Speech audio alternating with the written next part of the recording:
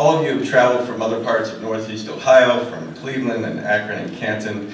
We're really grateful that you could take part in Greentown and Kent, which is centered here, of course, in Kent, but is a regional event that's going to help to drive sustainability forward in this region. Well, good morning, everyone.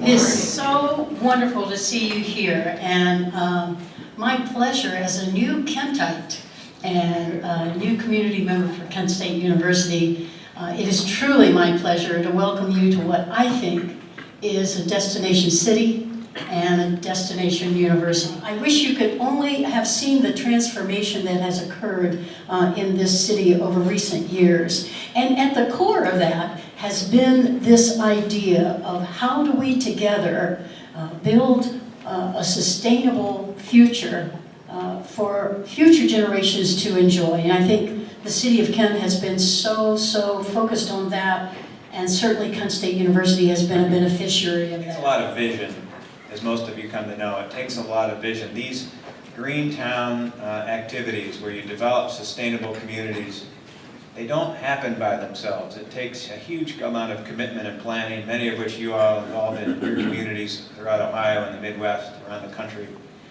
It takes a huge commitment of thought leaders, planners, economic development professionals to make a commitment to invest the time, to make the business case, frankly, that these are the right choices to make so that ultimately you end up with a sustainable community, that you end up with a community where people are able to and are desiring to walk to where they need to go, bike to where they need to go, or in my case, run to where you need to go. Thank you guys, thank you. It's a privilege to be here. The last time I was here in Kent, it's now, I realized I was doing the math with Paul in the back of the room over 25 years ago to watch a game between the Flash and the Zips, right? Are those two teams here in Ohio? You guys have the weirdest team names, right? The Golden Flash and the Akron Zips. Serious news is, one of my fundamental goals is to make everybody in the room squirm uncomfortably a little bit. Because here we lay out this assertion that we're all out building healthier communities by the work that we do.